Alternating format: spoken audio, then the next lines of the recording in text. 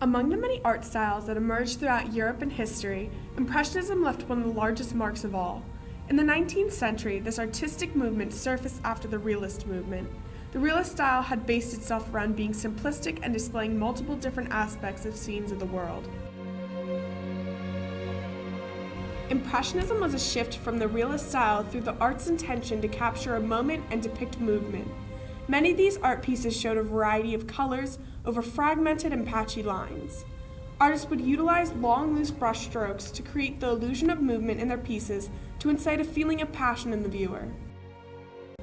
Art of this movement encouraged the onlooker to bring the art to life in their minds and to experience the moment that is captured in the paintings. Feelings created from this art would leave ongoing impressions on viewers, hence why the movement is called Impressionism. The concept of Impressionism grew from France to the nations of Europe. The development of Impressionism clearly marks the theme of expansion of ideas throughout Europe. Impressionism reintroduced passion and energy to the art of the 19th and 20th centuries by using colors, styles, and contemporary techniques. The Realist art movement preceded Impressionism, gaining momentum in French art from about 1840 to approximately 1900. After the Revolution of 1848 in France, the French fought for democratic reform. This societal aspect transfers nicely into the art of the time. Realist artists wished to move away from the academic nature of Romanticism and focus solely on themes depicting everyday life as they truly are. According to realist Gustave Courbet, painting is an essentially concrete art and can only consist in the representation of real and existing things. Realist art expanded to a multitude of subject matters, from scenes of nightlife to self-portraits to landscapes. Realism aimed to depict all of the aspects of life objectively.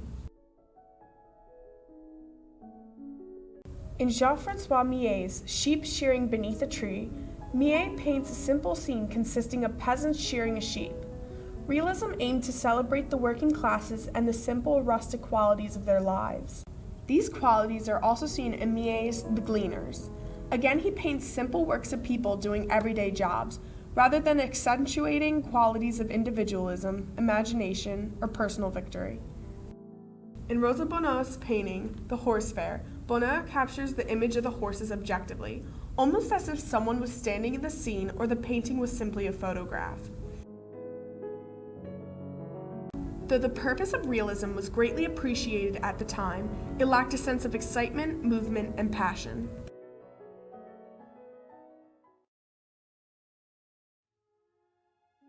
The mid-1800s were a rebirth of new ideas in Europe.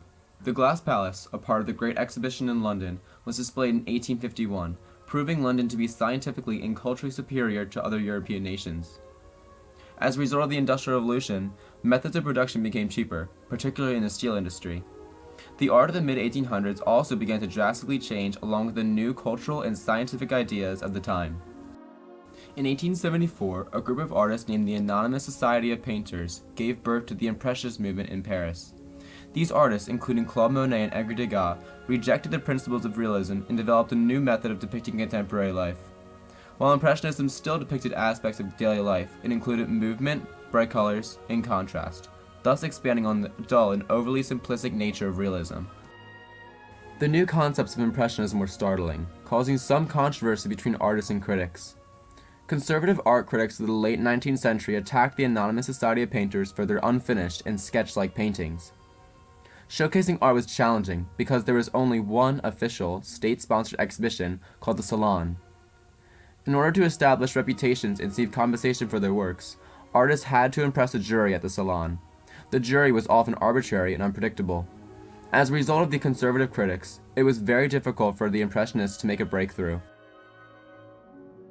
For example, Claude Monet's work, Impression Sunrise, was accused of being simply an unfinished sketch by art critic Louis Leroy during the Paris exhibition of 1874.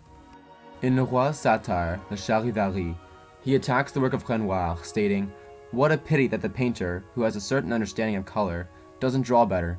His dancer's legs are as cottony as the gauze of her skirts." As displayed in Renoir's work, the Impressionists used short, broken brushstrokes and different effects with light to maintain a sense of movement and to capture a fleeting moment in time. Renowned Impressionist Edgar Degas successfully captures the fleeting moment in his many works. In his work L'Orchestre de l'Opéra, or the orchestra of the opera.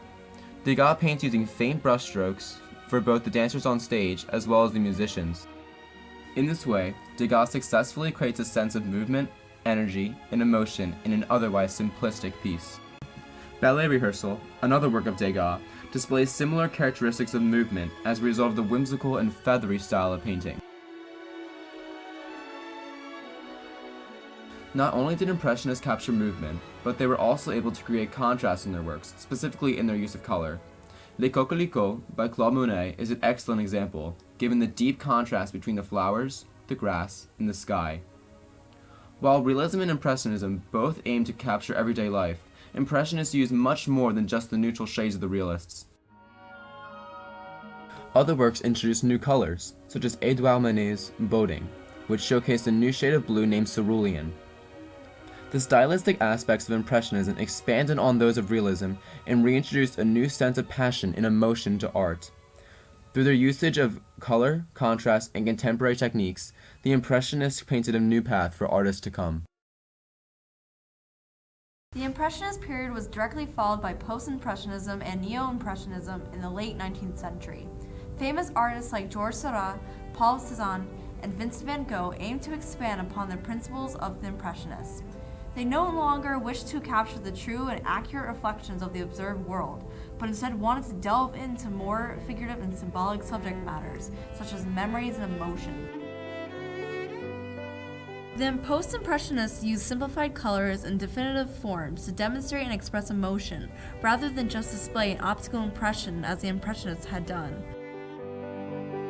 For example, Vincent van Gogh, one of the most well-known Post-Impressionists, painted his masterpiece, The Starry Night, in 1889. After a breakdown in 1888 in which Van Gogh cut off his own ear, he promptly admitted himself in an asylum in Saint-Rémy in the south of France. In his emotional suffering, Van Gogh created The Starry Night by observing the dark landscape through his window in the asylum. In the foreground of the painting stands a cypress, a tree regarded as a symbol of death and mourning. Symbolically, the cypress is viewed as a bridge connecting the mortal world to the eternal life in the stars above.